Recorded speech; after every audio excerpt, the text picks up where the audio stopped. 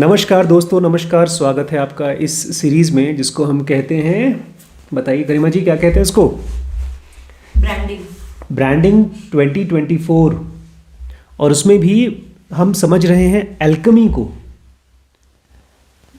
कुछ चीज़ें ऐसी होती हैं जिसको हम जानते हैं कि वो काम क्यों करती हैं, लेकिन जब आप ब्रांडिंग पे काम कर रहे हैं और इन जनरल भी लाइफ में बहुत जगहों पर जब आप किसी प्रॉब्लम को सॉल्व कर रहे हैं तो ज़रूरी नहीं है कि वो वैसे आप एक्सप्लेन कर सके कि वो क्यों काम कर रहा है। अब तक मुझे नहीं पता था। अप्रैल 2024 से पहले मुझे नहीं आइडिया था।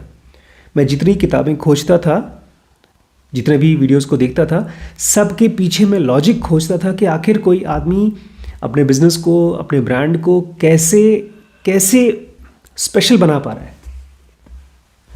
अब समझ में आया कि उसका कोई लॉजिक नहीं है, लेकिन इसका ये मतलब नहीं है कि आप इसको समझ नहीं सकते या आप इसको अप्लाई नहीं कर सकते।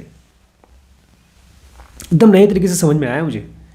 चाहे स्पिरिचुअलिटी भी बोल दीजिए, चाहे बिजनेस बोल दीजिए, एकदम नए तरीके से समझ में आया है। ऐसा लगता है जैसे मैंने कल आपसे कहा था, एक बड़ा सा महल है, बहुत खजाना है उसमें, और उसके अंदर जाने का केवल एक रास्ता मुझे पता था, जिसमें ढेर सारे सैनिक हैं और आपको रोकने को तैयार है।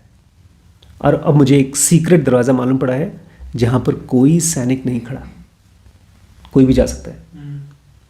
तो चाहे आप जो बहुत बिल्कुल नापसंद करते हैं स्ट्रैटेजी को, लॉजिक को, मैथ्स को, पढ़ाई को, आपके लिए भी ऑप्शन है कि आप एक ब्रांडिंग को समझ सकते हैं, प्रॉब्लम्स को सॉल्व कर सकते हैं। चाहे रिम्पी स्कैन में हो, आप out of the world solutions निकाल सकते हैं, क्रिएटिव सॉल्यूशंस।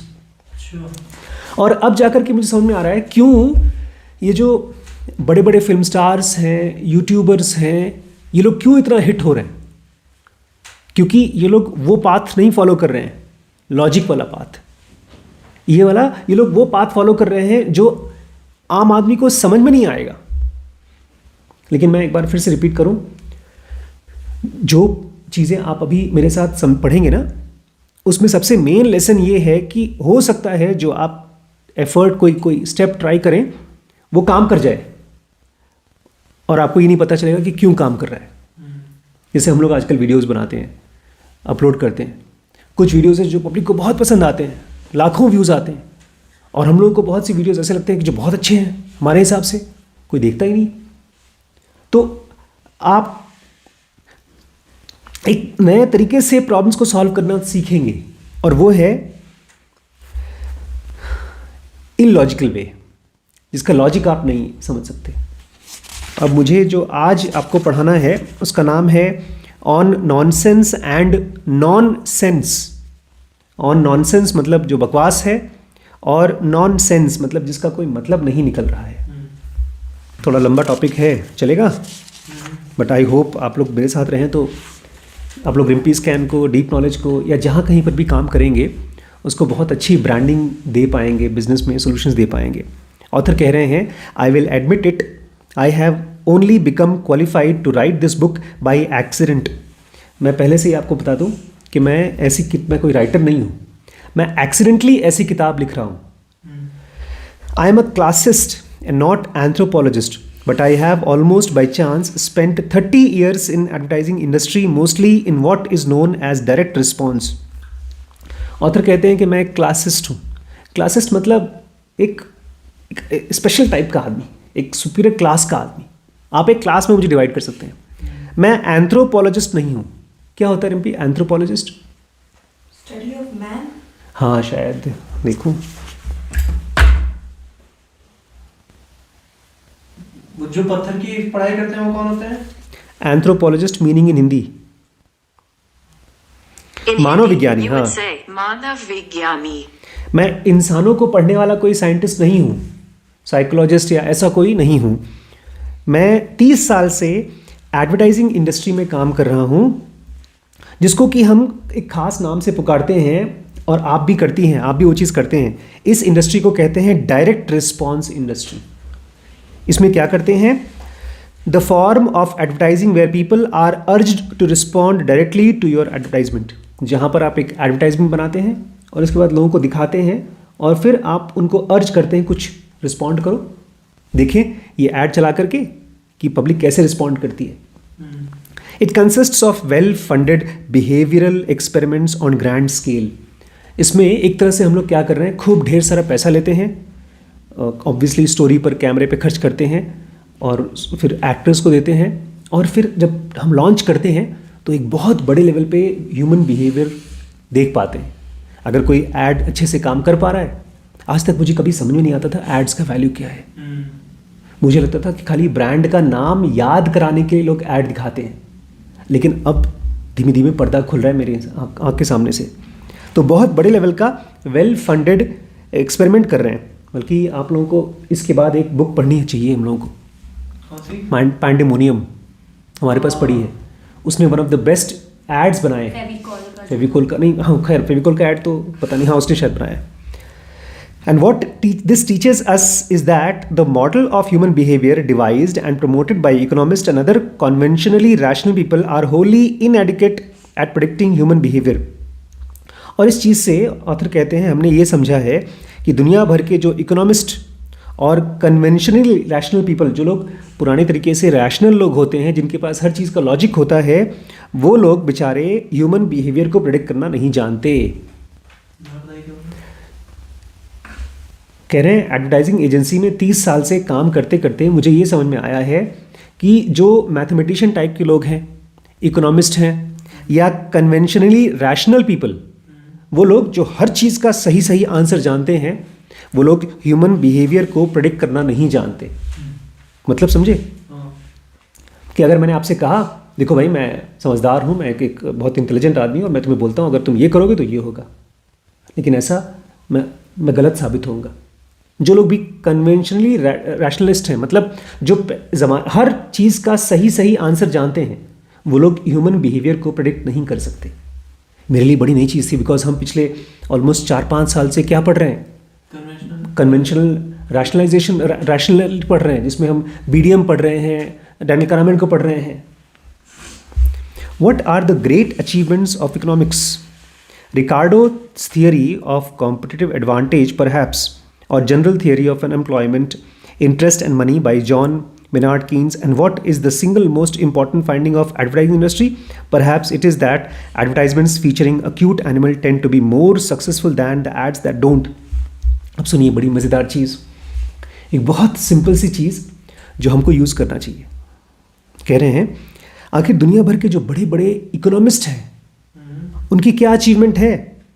शायद रिकार्डो की थियरी, एक रिकार्डो थियरी है जिसको बोलते हैं कंपैरेटिव एडवांटेज, जिसमें आपके पास अगर आपके प्रोडक्ट में आपके कंपटीशन से ज़्यादा कुछ है एडवांटेज तो आप आगे बढ़ेंगे। या general theory of employment, interest and money by John Maynard Keynes, या एक general theory of employment, interest and money जो मैं नहीं जानता हूँ, एक बहुत फेमस मेनार्ड केन्स ने बनाया था। मतलब इकोनॉमिक्स में बहुत बड़ी बड़ी थियरीज़ हैं, रैशनलिटी की दुनिया में बड़ी बड़ी थियरीज़ हैं। और बोल रहे हैं एडवर्टाइजिंग इंडस्ट्री में क्या थियरी पता है? खाली ये कि अगर आपने किसी ऐड में क्यूट जानवर को डाल दिया तो वो सामान बिकेगा। अच्छा। Single most important finding of advertising industry that advertisement featuring cute animals tend to be more successful than the ads that don't.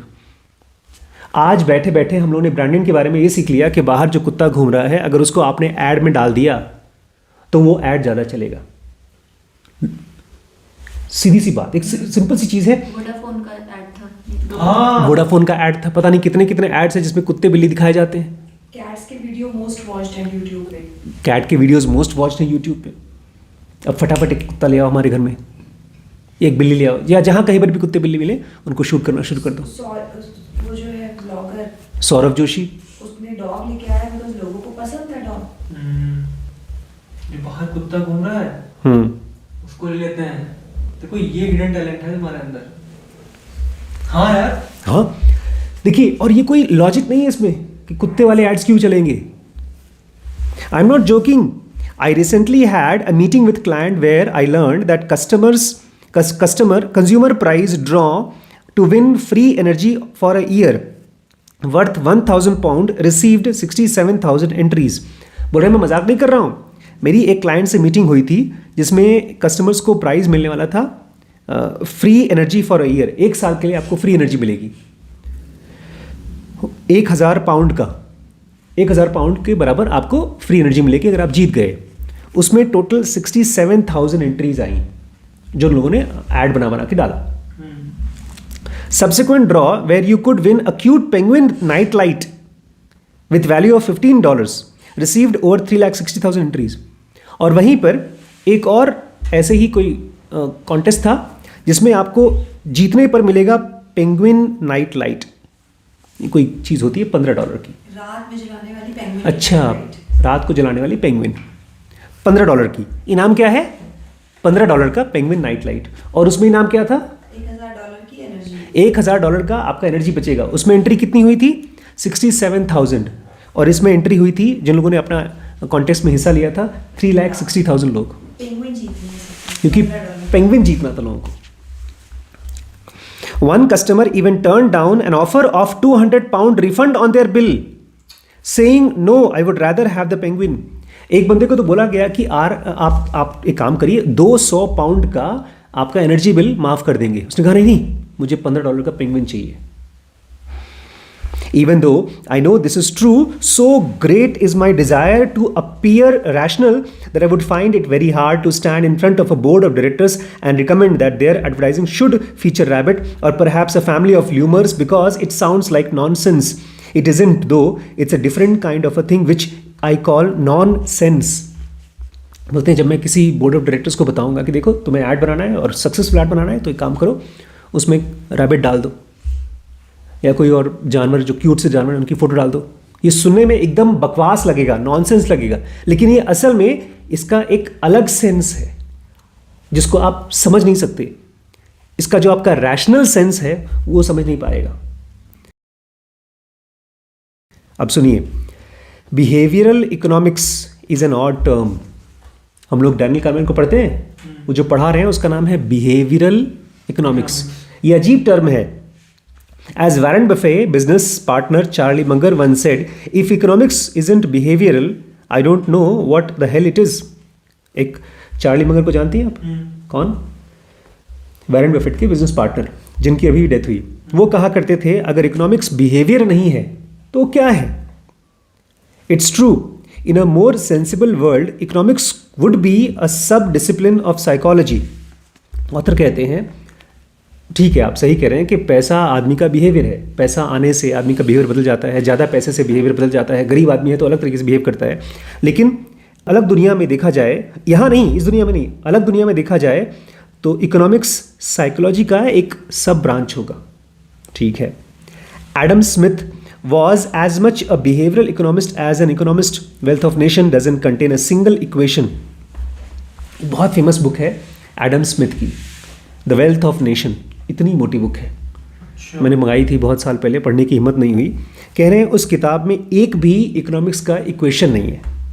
But strange दो it may seem the study of economics has long been detached from how people behave in real world, preferring to concern itself with a parallel universe in which people behave as economics they think they should. बोले लेकिन अब देखो, मुझे बड़ी खुशी हो रही है कि आप लोगों को इस उम्र में ये चीज़ पता चल रही है कि जितने भी इकोनॉमिक्स की थियरीज़ हैं उन सब में लोग ऐसे बातें लिखते हैं जिसमें बताया जाता है कि रैशनली एक आदमी को कैसे बिहेव करना चाहिए। फिर से रिपीट करूँ, ज़्यादातर इकोनॉमिक्स की जो किताबें लिखी गई हैं उसमें ये बताया गया है कि एक आदमी को कैसे बिहेव करना चाहिए। मतलब अगर वो एक आदमी 2 रुपये वहाँ से उठाता है और 2 रुपये वहाँ लगाता है तो उसको प्रॉफिट होगा तो ज़रूर लगाना चाहिए, लेकिन उल्टा ही होता है। वो 2 रुपये वहाँ लगाएगा जहाँ उसको लॉस होगा, फिर भी वो खुश होता है। मतलब कि आदमी वैसे बिहेव नहीं करता जैसा हमारी इकोनॉमिक्स की थियरीज़ बोलती हैं। इकोनॉमिक्स की थियरी ज़्यादातर ऐसी बातें बताती हैं कि आदमी को क्या करना चाहिए। जैसे मैं आपको बोल रहा हूँ कि तुम्हें शादी करनी चाहिए, तुम्हें जॉब करना चाहिए, वो तुम्हारे लिए लॉजिकली सही है। या इनको मैं कहूँ कि आपको BCA करना चाहिए, मैथ्स पढ़ना चाहिए, या बड़ी मम्मी को मैं बोलूँ कि आपको पढ़ाई करना चाहिए, ये आपके लिए रैशनली सही है। लेकिन लोग वैसा करते कहाँ हैं?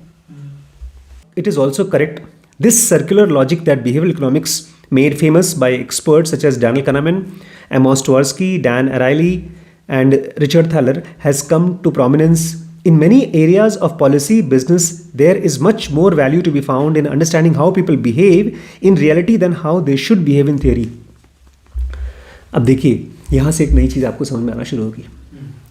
अब खुशी की बात यह है कि आपको वो चीज़ें पढ़ने की ज़रूरत नहीं है जो इकोनॉमिक्स में लिखा है, बल्कि आप लोगों को देखो और फिर डिसाइड करो कि आपको क्या करना चाहिए. नहीं समझे? उनको देख के डिसाइड करो वो कैसे करते हैं. क्योंकि थियरीज बनी होती है थियरी पे. देखो, न्यूटन ने क्या खोजा था? ग्रेविटी खोजी थी. देखा ज़मीन पे नीचे गिर रही है और कोई सामान नीचे गिरा है तो ग्रेविटी होगा. ऐसे ही ढेर सारी इकोनॉमिक्स की थियरी खोजी गई हैं, लेकिन वो थियरी जो इकोनॉमिक्स के रूल्स हैं वो लॉज नहीं हैं फिजिक्स के. वो ऐसा है ही नहीं है. इसको थोड़ा समझिए, ये बड़ी मज़ेदार चीज़ है और बहुत काम की चीज़ है. आपको फिजिक्स की तरह इसको नहीं समझना है.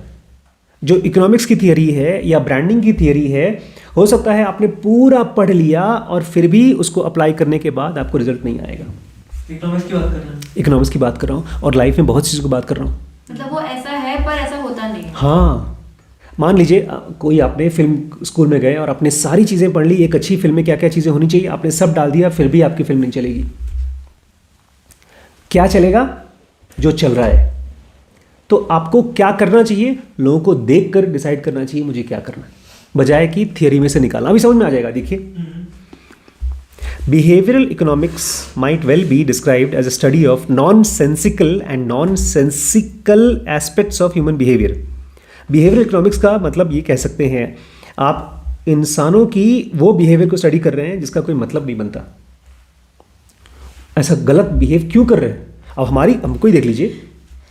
इकोनॉमिक्स की थियरी के हिसाब से एक बच्चे को जो 20 साल का है उसको अपनी करियर पर ही फोकस करना चाहिए, लेकिन आप नहीं कर रहे हैं तो नॉनसेंस है. लेकिन आप कर तो रहे ना? नहीं. इकोनॉमिक थियरी के हिसाब से अगर आपके पास पैसे कम हैं, नहीं पैसे कम नहीं है, अगर पैसे ठीक भी हैं तब भी आपको सस्ते होटल में रहना चाहिए, सस्ता खाना खाना चाहिए, लेकिन आप नहीं करेंगे. आप हाई फाई होटल में जाकर खर्चा करेंगे तो उसका कोई सेंस नहीं बनता.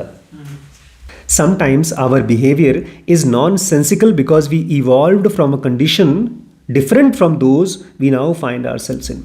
कभी कभी हमारा बिहेवियर एकदम नॉन-सेंसिकल है, उसका कोई मतलब नहीं बनता, क्योंकि हम जो इवॉल्व हुए हैं बहुत पुराने ज़माने से, वो अलग कंडीशंस थी, आज अलग कंडीशंस है, हम अभी भी वही हैं. However, much irrational human behavior is not really nonsensical at all. तो आप जब किसी आदमी को देखते हैं और आपको लगता है यार ये आदमी इतना बेवकूफ़ी वाले क्यों चीज़ कर रहा है, तो ये मत कहिए कि वो बेवकूफ़ी वाली चीज़ कर रहा है. आप उसको देखिए कि वो कर क्या रहा है. How irrational is not really nonsensical at all. आपको नहीं समझ में आ रहा है लेकिन वो कर रहा है, इसका मतलब उसके लिए कुछ सेंस बन रहा है. अगर एक बच्चा 2 घंटे तक इंस्टाग्राम देख रहा है, इसका मतलब उसको कुछ सेंस बन रहा है. For instance, viewed through the lens of evolutionary psychology, the effectiveness of cute animals in advertising should not shock us. अब अगर आप evolutionary psychology, जो साइकोलॉजी है, उसकी आंखों से देखें तो खूबसूरत क्यूट जानवरों को एडवर्टाइजिंग में डालना, इससे आपको शॉक नहीं करना चाहिए, नहीं होना चाहिए. Advertising exists to be noticed. Advertising क्यों होते हैं? ताकि आप उसको देखें. And we have evolved surely to pay attention to things living. और हमारी आंखें ऐसी बनी हैं कि जो कोई चीज़ मूव कर रही है उसको पकड़े. अभी मुझे बड़ी मम्मी ने एक वीडियो दिखाया जो उन्होंने शूट किया, पेड़ों के और पत्तों के और कुछ कुछ फूलों के बीच में. उन्होंने कहा ये बर्ड देखो, मैंने खींचा है, फ़ोटो खींचा है. मैंने उसकी फ़ोटो देखी, मुझे समझ में नहीं आया था क्या है. फिर जब मैंने उसका वीडियो प्ले किया तो एक चिड़िया, छोटी सी चिड़िया यहाँ से वहाँ फुदक रही थी और मैं उसी को देख रहा था. इसका मतलब हमारी आँखें ही बनी हुई हैं जो चीज़ें जिंदा हैं, मूव कर रही हैं, उनको देखने के लिए. तुम्हारा वो वीडियो हम लोग ऐड में चलाएंगे हिडन टैलेंट में. An evolutionary psychologist might also suggest that a penguin nightlight, a gift for one's child, might be more emotionally rewarding than a cash reward, which is a gain for oneself. इसलिए एक evolutionary psychologist बोलेगा, भाई अगर किसी आदमी को छोटा सा पेंगुइन नाइट लाइट मिलता है तो ज़्यादा इमोशनली खुश होगा बजाय 200 रुपये का बिजली का खर्चा बचना.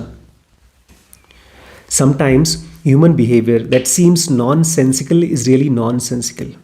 It only appears nonsensical because we are judging people's motivations, aims and interventions the wrong way.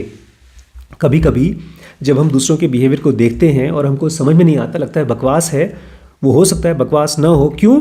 क्योंकि हम उसके मोटिवेशंस को, उसके एम को और उसके इंटेंशन को गलत तरीके से देख रहे हैं.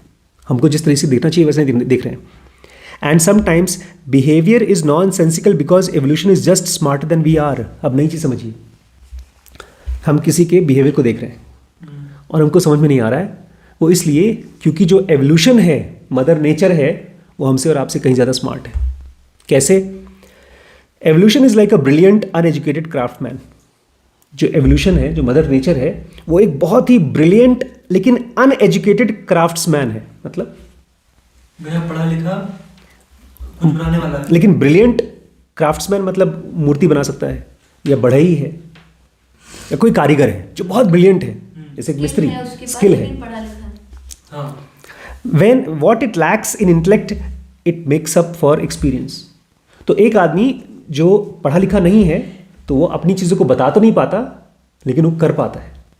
जैसे अगर कोई बहुत अच्छा कुक है, आप उसको बोलें कि ठीक है बताओ कैसे तुमने इसी खाने का एक वीडियो बना दो, बहुत अच्छा सा वीडियो बनाओ, उसकी एक बुक लिखो, नहीं लिख पाएगा लेकिन खाना बहुत अच्छा बना लेगा.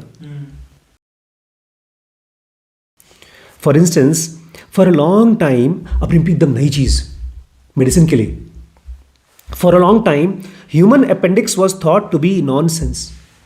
बहुत समय तक के लिए आदमी के पेट में जो अपेंडिक्स होता है उसको माना जाता था कि नॉनसेंस है, उसकी कोई ज़रूरत नहीं है. अपेंडिक्स यहाँ है, जो मैंने बताया था, छोटी सी अपेंडिक्स टाइप की चीज़ होती है जो अब माना जाता है वेस्टिजियल ऑर्गन है. उसको हम ऑपरेट करके निकाल देते हैं क्योंकि हमारे हिसाब से, हाँ, अगर यहाँ पर अपेंडिक्स में इन्फ्लेमेशन हो गया तो फट जाता है तो उससे बहुत डेथ होने के चांसेस होते हैं. छोटा सा एक हमारे लार्ज इंटेस्टाइन है, खाने की जो नली है इंटेस्टाइन, उसमें एक छोटी सी नली है जो माना जाता है बहुत पुराने ज़माने में हम जब जानवर थे तब वो हमारा इंटेस्टाइन बहुत बड़ा था, अब धीमे धीमे सिकुड़ कर छोटा होते जा रहा है, इसलिए अब वो अपेंडिक्स की ज़रूरत नहीं है. अपेंडिक्स मतलब है एक्स्ट्रा. वो डॉक्टर्स मानते थे बहुत सालों से कि वो यूजलेस है. A vestigial remnant of digestive, ठीक है बता दिया. However, 2007, William Parker, Randy Bollinger, and other colleagues at Duke University in North Carolina hypothesized that the appendix actually serves as heaven for bacteria in digestive system that are valuable both in aiding digestion and providing immunity for disease. ये मुझसे एक दिन श्रीश ने पूछा था कि appendix का कोई यूज़ है, तो मैंने गूगल स्कॉलर पे जाके सर्च किया तो मुझे ये पेपर मिला. तब मैंने पढ़ा कि उसका रोल ये होता है कि जब हमारे पेट में बैक्टीरिया वगैरह जाते हैं तो वो हमारी बॉडी को सेंसिटाइज करता है अपेंडिक्स कि हाँ ये टाइप के बैक्टीरिया खाने में होते हैं, तो बॉडी रिएक्ट नहीं करती फिर नेक्स्ट टाइम जब वो बैक्टीरिया आता है. तो इम्यूनिटी में अपेंडिक्स का रोल होता है. अपेंडिक्स वेस्टिजियल नहीं है. तो वही जो बड़े मैंने कहा 2007 में विलियम पार्कर, रैंडी बोलिंगर और उनके कलीग ने मिलकर के ड्यूक्स यूनिवर्सिटी नॉर्थ कैरोलिना में एक थियरी बनाई कि अपेंडिक्स एक्चुअली एक हेवन की तरह है, स्वर्ग की तरह है, जहाँ ढेर सारे बैक्टीरिया स्टोर होते हैं और फिर वो बैक्टीरिया हेल्प करते हैं आपको इम्यूनिटी बढ़ाने में, आपकी बॉडी को उन बैक्टीरिया के खिलाफ तैयार करने में. क्या चीज़?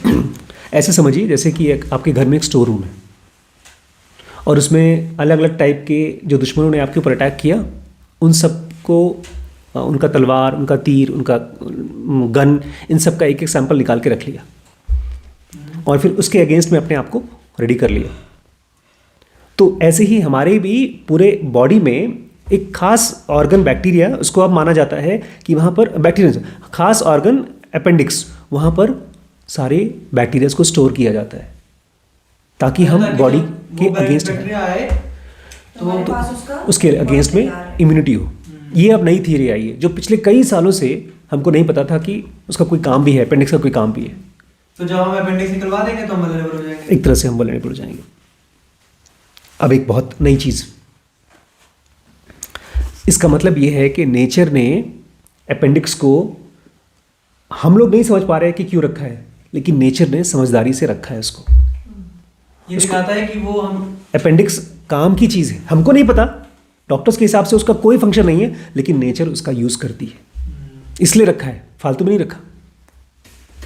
तो ब्रांडिंग के सेंस में कैसे, जैसे इन्होंने कहा कि ब्रांडिंग के सेंस में evolution है, बताता हूँ, ब्रांडिंग के सेंस में हो सकता है कोई ऐसी चीज़ आप करें जो आपको पता नहीं है कि वो क्यों काम कर रही है, लेकिन वो काम करेगी। अगर कर रही है तो उसको रखो, नई नई चीज़ें ट्राई करो जिसका कोई सेंस नहीं बन रहा है। जैसे आज वो 3 लड़कियां बाहर फोटोज खींच रही थी, तो मुझे लग रहा था कि क्या जरूरत है, लेकिन वो तो वहाँ काम कर रही है। तो एग्जैक्टली अगर आपके हिसाब से वो 3 बच्चे या कोई भी आदमी आपके हिसाब से कोई नॉनसेंस काम कर रहे हैं, तो वो आपके हिसाब से नॉनसेंस है, लेकिन एक्चुअली उसका कोई सेंस है जो आप नहीं समझ पा रहे। इसलिए अब से क्या करिए, अपनी आंखें खोल करके दुनिया को देखिए, और वो सब चीज़ें जो आपको समझ में नहीं आ रही हैं उसको ध्यान से देखिए, क्योंकि वो हो रहा है आपके सामने। जो चीज़ हो रहा है इसका मतलब वो काम कर सकता है, कर रहा है, करेगा तो कर रहा है। Given that cholera was a huge cause of death only a few generations ago, and given that it is thought by some to be making a comeback, perhaps the appendix should no longer be treated as disposable. It seems that, like the Spanish royal family, most of the time it's pointless or annoying, but sometimes it is invaluable. इसको मैं बताता हूँ बाद में, अभी आएगा। Be careful before calling something nonsense. किसी भी इंसान की किसी भी चीज़ को नॉनसेंस बोलने से पहले थोड़ा केयरफुल होइए। और आजकल की आप लोगों की भाषा में नॉनसेंस को पता है क्या बोलते हैं? क्रिंज बोलते हैं। Very good. The lesson we should learn from appendix is that something can be valuable without necessarily being valuable at all time, being valuable all the time. इसमें से लेसन आपको ये लेना चाहिए कि कुछ चीज़ें आपको वैल्यूबल नहीं लग रही हैं अभी, लेकिन फिर भी वो वैल्यूबल हो सकती हैं। Evolution does not take such short term instrumentalist view. Evolution बहुत इंटेलिजेंट है, वो शॉर्ट टर्म तरीके से काम नहीं करती। अगर उसके हिसाब से कोई चीज़ काम की है तो उसको रख देगी, जब उसका यूज़ होगा तब यूज़ करेगी। आपको लगेगा कि यूज़लेस है, लेकिन वो अभी यूज़ नहीं है उसका। अब सुनिए, like quite a few fellow Angelicans, but unlike my wife, who is a priest and hospital chaplain, I am not quite sure of existence of God. But I would be reluctant to disparage religion as nonsense as some people do. बोलते हैं बहुत से लोग ऐसे हैं, modern लोग, वो लोग ये कहेंगे कि पता नहीं भगवान होते हैं कि नहीं होते। लेकिन ऑथर कहते हैं मैं भगवान के ऊपर मतलब मैं ऐसा विश्वास तो नहीं करता हूँ, लेकिन मैं ये नहीं कहूँगा कि भगवान कोई नॉनसेंस चीज़ है। क्यों? 1996 में एक सर्वे हुआ on the place of religion in public life in America, कि रिलीजन का पब्लिक लाइफ में अमेरिका में क्या वैल्यू है, क्या प्लेस है। The heritage institute found that, और हेरिटेज इंस्टीट्यूट ने देखा, क्या देखा? टोटल 7 चीज़ें देखी। सबसे पहला, church goers are more likely to be married, less likely to be divorced or single, and more likely to manifest high levels of satisfaction in their marriages. जो लोग चर्च जाते हैं वो लोग ज़्यादा चांसेस हैं कि वो शादीशुदा होंगे, कम चांसेस है कि उनका डिवोर्स होगा या वो सिंगल रह जाएंगे, और ये भी देखा गया है कि उनकी शादी में ज़्यादा सेटिस्फैक्शन होता है। अब भगवान होता है कि नहीं होता है उससे फ़र्क नहीं पड़ता, लेकिन जो लोग चर्च जाते हैं उनकी लाइफ में ये सब चीज़ें होती हैं। Number 1। Number 2, church attendance is most important predictor of marital stability and happiness. अगर आप रेगुलरली चर्च जा रहे हैं तो ये बता सकता है कोई भी आदमी कि इस आदमी का जो मैरिटल लाइफ है, शादीशुदा लाइफ है, वो स्टेबल चलेगा और वो खुश रहेगा। तीसरा, the regular practice of religion helps poor people move out of poverty. अगर लोग रेगुलरली चर्च जाते हैं तो लोग धीमे धीमे पॉवर्टी से बाहर निकलते हैं, और इसीलिए शायद जो एकदम यंगेस्ट चर्चेज हैं जैसे सिखिज़म, उनका चर्च एकदम यंग है, 350, 400, 500 साल पुराना है, वहाँ पर गरीब नहीं मिलते, धीमे धीमे पॉवर्टी में से निकलते हैं। Regular church attendance for example is particularly instrumental in helping young people escape the poverty of inner city life. एक inner city life की poverty है, उसमें से निकलने में हेल्प करती है अगर आप चर्च जाते हैं तो। चौथी चीज़, regular religious practice generally inoculates individual against the host of social problems. अगर आप रेगुलरली चर्च जाते हो, इससे कोई फर्क नहीं पड़ता कि भगवान है कि नहीं, लेकिन उससे आपको ढेर सारी सोशल प्रॉब्लम्स के अगेंस्ट में आप इनोकुलेट हो जाते हो, मतलब आप उससे बच जाते हो। कौन कौन सी? Suicide, drug abuse, out of wedlock birth, बिना शादी के अगर बच्चा हो रहा है तो उसमें से भी आप बच जाते हो क्योंकि उसको कोई देखभाल करने वाला नहीं होता। क्राइम, डिवोर्स, इस तरह की चीज़ों से आप बच जाते हो क्योंकि आप जाते हो, आपकी तरफ एक बिलीफ होता है।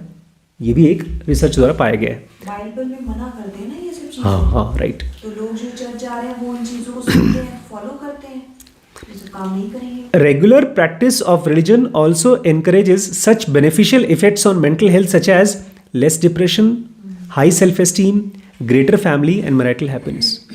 और ये भी देखा गया है कि अगर आप रेगुलर प्रैक्टिस करते हो रिलीजन का तो आपके कम डिप्रेशन आएगा, ज़्यादा आपको सेल्फ एस्टीम होती है, आपको अपने बारे में बड़ी वो होती है कि मैं ज़ीरो नहीं, मैं कुछ भी नहीं हूँ, ऐसा नहीं है, मैं कुछ हूँ, ऐसी फीलिंग आती है। मम्मी जी भी तो करती हैं रेगुलर प्रैक्टिस, हाँ, पूजा पाठ और बिल्कुल करते हैं। इसीलिए शायद मम्मी जी डिप्रेशन में नहीं है, नहीं तो क्या पता वो डिप्रेशन में चले जाती। उनके पास पर्पस है मंदिर की वजह से। नहीं, जैसे उनका भी मैरिटल स्टेटस सही है, मारती आरती वो तो बात अलग है। हाँ, उनकी लाइफ में जो है, अपनी पर्सनल लाइफ तो बहुत अच्छी चल रही है, वो जितने अपनी भी लाइफ में अपने हस्बैंड के साथ खुश है, उनकी लाइफ, उनके फैमिली में फ्लुएंसी है, प्लस वो किसी जैसे एडिक्शन ये सब में नहीं है।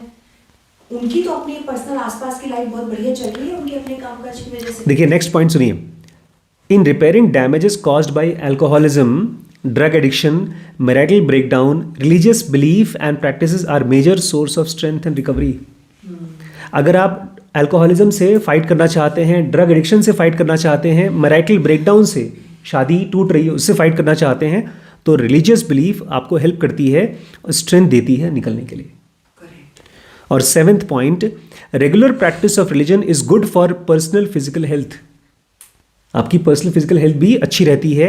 इट इंक्रीजेज लॉन्गिविटी, आपकी उम्र बढ़ जाती है। Improves one's chance of recovery from illness and lessens the incidence of many killer disease. और ढेर सारी बड़ी बड़ी बीमारियों से भी आपको बचा पाती है। अब देखिए इसमें बहुत से लोग जो कि साइंटिफिक लोग हैं, उनके हिसाब से भगवान वाला जो थियरी है वो एकदम यूजलेस थियरी है, वो नॉनसेंस थियरी है। लेकिन अगर वो काम कर रहा है, इसका मतलब ये है कि उसके अंदर कुछ तो दम है। Religion feels incompatible with modern life because it seems to involve delusional belief. आज की मॉडर्न लाइफ में रिलीजन का कोई जगह लगता नहीं है, इनकम्पैटिबल लगती है, क्योंकि उसमें आपको एक डिल्यूजनल बिलीफ बनानी पड़ती है कि एक इमेजिनरी भगवान है। But if above result came from a trial of a new drug, we would want to add it to the tap water. लेकिन अगर मान लीजिए ऐसी कोई दवाई आई जिनसे ये सारे फायदे हो रहे हैं, तो भैया आप बोलेंगे नल में डाल दो, पानी के नल में डाल दो, ताकि लोग पिए, ताकि किसी को डिप्रेशन ना हो, सुसाइड ना करें। Just because we don't know why it works, we should not be blind to the fact that it does. केवल हम लोग को अगर ये नहीं पता कि कोई चीज़ काम क्यों नहीं कर रही है, तो हम उसके असर के लिए ब्लाइंड ना हो जाए। जैसे वैभव उस दिन बोले थे, इस फिल्म में तो ये लड़की क्रिंज लग रही है, लेकिन उस क्रिंज को देख करके बड़ी मम्मी खुश हो रही है, मैं खुश हो रहा हूँ, कोई और खुश हो रहा है, तो इनको डालना चाहिए वो सीन उसमें। बहुत सी फिल्मों में हम देखते हैं सीन्स, मजाक करते हैं लोग, कॉमेडी जो हम लोग को नहीं समझ में आएगी, लेकिन आप हंसते हैं। अगर आपकी जनरेशन हंसती है तो डालना चाहिए उसमें। Business, creativity and the art are full of successful nonsense. Business, creativity और आर्ट वो भरे हुए हैं सक्सेसफुल नॉनसेंस से। मतलब चीजें जो काम कर रही हैं और नॉनसेंस लगती है, आपको देखने में समझ में नहीं आएगा क्यों हो रहा है, लेकिन वो काम की है। In fact, single greatest strength of free market is their inability to generate innovative things whose popularity makes no sense. बल्कि single greatest strength of free market समझते हैं क्या होता है? जहाँ पे हर कोई आके हाँ, एक आदमी अपना फ्री मार्केट पे अब कोई भी प्रोडक्ट लेकर आओ और बेचो। जैसे हम अपना कोर्सेज बेच पा रहे हैं, कोई और आदमी यूनिवर्सिटी का कोर्सेज बेच पा रहा है। Nonsense includes things that are useful or effective, even though or perhaps because they defy conventional logic. Nonsense वाली चीज़ें मतलब है कि कोई चीज़ जो बहुत यूज़फुल है या इफ़ेक्टिव है, और बल्कि उस हालांकि और शायद इसीलिए क्योंकि वो कन्वेंशनल विजडम को, लॉजिक को डिफाई करता है। मतलब जो कन्वेंशनल तरीके पुराने तरीके से लोग सोचते हैं लॉजिक के हिसाब से, उसके हिसाब से नहीं चलता, लेकिन फिर भी वो काम कर रहा है, उसको बोलते हैं nonsense. Almost all good advertising contains some element of nonsense. अब से आप लोग जो एडवर्टाइजिंग है, एडवर्टाइजमेंट्स हैं, उसको ध्यान से देखिएगा। कह रहे हैं जितने भी एडवर्टाइजिंग अच्छे एडवर्टाइजमेंट हैं, मैं अभी जब इसको देख रहा था ना, इसको पढ़ रहा था, तभी अचानक से मुझे वो याद आया कि कितना नॉनसेंस ऐड है कि आप ब्रश करेंगे तो दांत चमकेंगे, मोती की तरह दांत चमकेंगे, जिसमें कि वो दांत चमका चमका करके पूरे कमरे में लाइट करते हैं। मेंटोस का मेंटोस था, मेंटोस अच्छा मेंटोस का था, हैप्पी डेंट। जो भी हो। तो कितना नॉनसेंस है। फेविकोल का मजबूत बॉन्ड हाथ ही नहीं तोड़ पाता है, नॉनसेंस है। At first glance this might make it look silly, it can certainly make selling it to a sceptical group of client painfully embarrassing. अगर आप शुरू में आप एडवर्टाइजिंग एजेंसी चला रहे हो और आपके सामने कोई क्लाइंट है और उसको बता रहे हो कि ऐसा ऐसा हम ऐड बनाएंगे जिसका कोई मतलब नहीं है, कोई नॉनसेंस लगता है, तो आपके लिए शायद मुश्किल भी हो उन लोगों को अपना आइडिया बेचना, बिकॉज पैसा वो देंगे। Imagine you are on a board of airlines and have just spent 3 hours debating whether to buy 13 Airbus A350 or 11 Boeing 787s, each of which costs around 150 million. आप मान लीजिए आप एक कंपनी में बैठे हैं, बोर्ड ऑफ डायरेक्टर हैं, और आप ये डिसाइड करना चाहते हैं कि हम इन दोनों में से कौन सा हवाई जहाज़ खरीदें, 13 एयरबस A350 या 11 बोइंग 747, और इन सब का कॉस्ट, एक हवाई जहाज़ का कॉस्ट है $150 मिलियन। आप डिसाइड नहीं कर पा रहे हैं। At the end of the meeting you are presented with an idea for an advertising campaign that does not show an aircraft at all. और उस मीटिंग के बाद आपको एक आइडिया दिखाया गया कि अच्छा बताइए, देखिए ऐड देखिए, और उसमें आपको वो हवाई जहाज़ दिखाई नहीं दी जो आपको खरीदना है। Instead proposes to focus on cucumber sandwiches and scones, बल्कि वो ऐड में क्या दिखाते हैं, कुकुम्बर सैंडविच, खीरे का सैंडविच, और स्कोन्स बेक्ड आइटम है, शायद आयरलैंड का है, स्विट्जरलैंड का, SCONES, टेस्टी सा है। That might be served on bread board, और वो चीज़ आपको बोर्ड पर सर्व किया जा रहा है। This is nonsense however. Around 90% of people have no idea what sort of aircraft they're traveling on or how a jet engine works, but will infer a great deal about the safety and quality of the experience offered by an airline from the care and attention it pays to the on-board snacks. लेकिन ये nonsense चीज़ है। 90% लोग जब आप हवाई जहाज़ में जाएंगे और आपको जो खाना सर्व होता है उस चीज़ से, और कितने प्यार से सर्व हो रहा है, उस चीज़ से डिसाइड करते हैं कि वो हवाई जहाज़ कितना सेफ है। उसकी इंजन, उसकी पावर, उसकी सेफ्टी किस चीज़ से डिसाइड करते हैं, खाने से। Presenting such thing in business setting packed with MBA graduates is slightly embarrassing. आप इस तरह की बातें जब MBA ग्रेजुएट्स को बताएंगे जो हमेशा कैसे सोचते हैं, लॉजिक से, उनको समझाना बड़ा एम्बैरेसिंग हो जाता है, नहीं समझा पाते। याद है हम लोग एक उस दिन बात कर रहे थे मॉर्टिन के ऐड के बारे में, पूरा लड़ाई हो गई, सब कुछ खत्म हो गया, एंड में बताया गया मॉर्टिन का ऐड था जिसमें बच्चा चोरी कर लेता है पैसे। अच्छा, याद है वो ऐड? नहीं। बच्चा चोरी करता है और माँ उसको खाना नहीं देती है। अच्छा हाँ, वो बच्चा मॉर्टिन का ऐड है जिसमें दिखाते हैं वैल्यू सिस्टम कि बच्चा, बाप बोलता, दादा बोलता है मत दो खाना 2 दिन के लिए। हाँ हाँ, अब है नॉनसेंस, क्योंकि बैठ नहीं रहा है कि मॉर्टिन कहाँ से आ गया। However, this fixation with sense making can prove expensive. अगर मान लीजिए आप केवल लॉजिकल तरीके से सोचते हैं, अभी मैं जब ये सब चीज़ें पढ़ रहा था तो मैं रिम्पी स्कैम के बारे में सोच रहा था कि हम कैसे उसको अलग करें, ब्रांडिंग को, कौन सी हम नॉन लॉजिकल चीज़, क्योंकि अभी लॉजिकल क्या है कि भाई अपने कंपटीशन से सस्ता कर दो प्राइस, या अपने कंपटीशन से जल्दी कर दो, रिपोर्ट जल्दी निकाल के दे दो, बोर्ड लगवा दो, ऐड कर दो। लेकिन कौन सी ऐसी नॉन सेंसिकल चीज़ आप कर दें ताकि आप अलग निकल के दिखाई दें, ये अब सोचना शुरू कर रहा हूं मैं। कह रहे हैं अगर आप केवल सेंस की चीज़ें सोचोगे तो महंगा हो जाएगा। Imagine you are a company whose product is not selling well. मान लीजिए आप एक कंपनी में है जिसका प्रोडक्ट बिक नहीं रहा है, आपके पास 2 ऑप्शन है, we should reduce a price और we should feature more ducks on the ad. आपके पास 2 ऑप्शन है, आप अपने प्राइस का प्रोडक्ट सस्ता करें, अपने प्रोडक्ट का प्राइस सस्ता कर दें, या उसका ऐड बना के उसमें डक्स दिखाएं। डक्स पता है क्यों? क्योंकि अगर क्यूट एनिमल्स दिखा दो तो लोग ज़्यादा देखते हैं उस ऐड को। ये थियरी है, नॉनसेंस है लेकिन सच है। This book is written in defence of things that don't quite make sense. बोलते हैं ये किताब मैंने इसलिए लिखी है ताकि हम आपको वो चीज़ें समझा सकें जो नॉनसेंस है, जिसका कोई सेंस नहीं है, but also the book that conversely attacks our fetishization of things that do. मतलब बस पसंद हाँ, है। नहीं, हाँ हाँ, बट एक और बड़ी प्रॉब्लम है, जो चीज़ें काम करती हैं, अभी आप देखेंगे, उनको जबरदस्ती समझाया जाता है कि उसको खोजो, क्यों क्यों काम कर रहा है और उसको अप्लाई करने की कोशिश करो।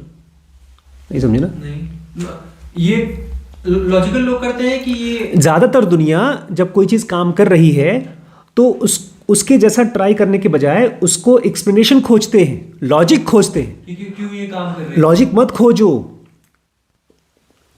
देखो कौन सी चीज़ काम कर रही है, उसको अप्लाई करो। Once you accept that there may be a value or purpose in things that are hard to justify, you will naturally come to another conclusion that it is perfectly possible to be both rational and wrong. एक बार आपको यह समझ में आ जाए कि दुनिया में हर चीज़ को आप जस्टिफाई नहीं कर सकते, तब आपको यह भी समझ में आ जाएगा कि बहुत बार आप रैशनल हो सकते हैं और रॉन्ग भी हो सकते हैं। मतलब आप सही करोगे फिर भी आपको रिजल्ट नहीं आएगा जो आप चाहते हो। पापा जी Exactly. Logical ideas often fail because logic demands universally applicable laws to humans. No, laws. Logic हमेशा laws खोजता है। जैसे ग्रेविटी है, वो लॉ है और वो लॉ ह्यूमंस पे अप्लाई करना चाहिए। But unlike atoms, humans are not consistent enough. Atoms consistent है, पानी हमेशा उतने ही टेम्परेचर पे बॉयल करेगा, लेकिन 4 आदमियों को खड़ा कर दो और चारों को गाली दो, सेम गाली, लेकिन अलग अलग तरीके से बॉयल करेंगे, क्योंकि इंसान क्या नहीं होते, कंसिस्टेंट नहीं होते एटम्स की तरह। सेम नहीं होता। हाँ, in their behaviour such laws to hold you very broadly. इसलिए जब आप बिहेवियर के लॉज को पढ़ते हैं और अप्लाई करने की कोशिश करते हैं, आपको रिजल्ट नहीं आएगा। For example, to the despair of utilitarians, we are not remotely consistent in whom we choose to help or cooperate with. अब ये थोड़ा सा एग्जाम्पल दिया है। क्या बोला है? बोल रहे हैं मान लीजिए आप लोगों से पूछें कि भाई आपको हेल्प करना है, किसको हेल्प करेंगे आप? Imagine that you get into financial trouble, आपको कोई प्रॉब्लम, पैसे की प्रॉब्लम आ गई, and you ask a rich friend for a loan of 5,000 pound. आप एक अमीर दोस्त के पास गए और उसको बोला कुछ 5,000 पाउंड मुझे लोन दे दो। Who patiently explains that you are a much less needy and deserving case for support than village in Africa to whom he plans to donate the same amount। और वो आदमी एकदम लॉजिकल इंसान होगा, बोलेगा देखो तुम्हारे पास अभी खाने को है, तुम्हारे घर में एसी है, ठीक है, तुम्हें 3-4 लाख रुपए की ज़रूरत है, वो तो ठीक है, लेकिन इससे ज़्यादा ज़रूरत है अफ्रीका के गरीब बच्चों के लिए जो मर रहे हैं, इसलिए ये पैसा मैं तुम्हें नहीं दूंगा, उनको दूंगा। लॉजिकल इंसान है। Your friend is behaving perfectly rationally. जो आपका दोस्त है एकदम रैशनली बिहेव कर रहा है। Unfortunately he is no longer your friend. लेकिन बदकिस्मती से अब वो आपका दोस्त नहीं रह गया। It is impossible for human relations to work unless we accept that our obligations to some people will always exceed obligations to others। आप इंसानों के साथ रिलेशनशिप रखना इम्पॉसिबल होगा जब तक आप ये चीज़ एक्सेप्ट न कर लें कि आपके ऑब्लिगेशंस कुछ लोगों के लिए ज़्यादा है, कुछ लोगों के लिए कम। मतलब जो आपका दोस्त है उसके लिए आपको करना पड़ेगा, वो भले इरैशनल तब भी करना पड़ेगा। मैम बोलती थी कि हमको हमेशा साइड्स लेनी पड़ती है। हाँ, डिसाइड करना पड़ता है साइड्स लेके कि हम किसको हेल्प करेंगे। वो ये कहती थी अगर 2 लोग लड़ाई कर रहे हैं, हो सकता है दूसरा वाला ठीक हो, लेकिन तुमको डिसाइड करना पड़ेगा तुम्हारा दोस्त चाहे गलत भी है, तुम उसकी साइड लोगे। So you have to decide your side if he is your friend. Choose your side. The drive. Branding में ये साइड देखिए, ब्रांडिंग सबसे पहले तो इसमें मुझे ये चीज़ समझ में आई है।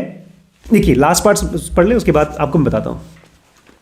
The drive to be rational has led people to seek political and economic laws that are akin to laws of physics. जो पूरी दुनिया में लोग रैशनैलिटी खोजते रहते हैं, इसीलिए लोग इकोनॉमिक लॉज को फिजिक्स के लॉज की तरह ट्रीट करते हैं, जो है नहीं। That they are not universally true and applicable. ये जो इकोनॉमिक लॉज हैं वो यूनिवर्सली ट्रू नहीं है और एप्लीकेबल नहीं है। The cost of rational decision makers requires generalizable laws to allow them confidently to pronounce on matters without needing to consider the specifics of situation. हमने ज़नुगा में एक खास चीज़ पढ़ी थी, आप लोगों को मैं याद दिलाना चाहता हूँ. एक आदमी को टॉर्चर होता है तो आदमी दुखी होगा कि खुश होगा? दुखी होगा, दुखी होगा, दुखी होगा. लेकिन मान लो मैं आपको कहूँ वो आदमी खुश होता है तो क्या आप मानेंगे? होता है एक खास कंडीशन में. वो हमारे उसमें फोरेंसिक में नहीं, सेक्रेटरी में कौन सी बीमारी है जिसमें आदमी को टॉर्चर होता है तो खुश होता है? आपने 4 टाइप के होते हैं. हाँ, Sadist. मैसोचिस्ट. 4 टाइप के होते हैं ना. हाँ. मैसोचिस्ट होता है जिसको टॉर्चर करते हैं तो खुश होता है, जब उसको टॉर्चर नहीं करते हैं तो दुखी हो जाता है. अच्छा. इसलिए ये जो बिहेवियर के लॉज हैं उसमें आपको स्पेसिफिक्स पे ध्यान देना पड़ेगा. किसी सिचुएशन में कोई चीज़ कैसे काम करती है. And in reality context is often the most important thing. एक रियलिटी में कॉन्टेक्स्ट सबसे ज़्यादा इंपॉर्टेंट है. कॉन्टेक्स्ट मतलब आपके पास ठीक है लॉ है, रूल है, लेकिन वो वहाँ अप्लाई करता है कि नहीं. अब एक ब्रांड है, आप एक ब्रांड बनाना चाहते हैं. आप क्या चाहते हैं कि पब्लिक क्या चीज़ सोचे आपके ब्रांड के बारे में? आप क्या हैं वो भूल जाइए. आप चाहते हैं, 2 चीज़ें चाहते हैं ब्रांड के बारे में, कि पब्लिक आपको देखे, जाने. सबसे पहला ही काम है. तो अब तो रूल हो गया क्या? खूबसूरत पेट जानवर डालो. ठीक है. उसके बाद आप ये खोजो कि कौन सी वियर्ड चीज़ करेंगे ताकि लोग खट से ध्यान दें. हाँ, वो लॉजिक नहीं काम करेगा उसमें, सेंस नहीं होगा, लेकिन फिर भी वो काम करेगा. इस चैप्टर का नाम था on nonsense and non sense. बकवास और ऐसी चीज़ें जिसका सेंस आपको समझ में नहीं आ रहा है. मेरे लिए नया दरवाज़ा खुल गया भाई कि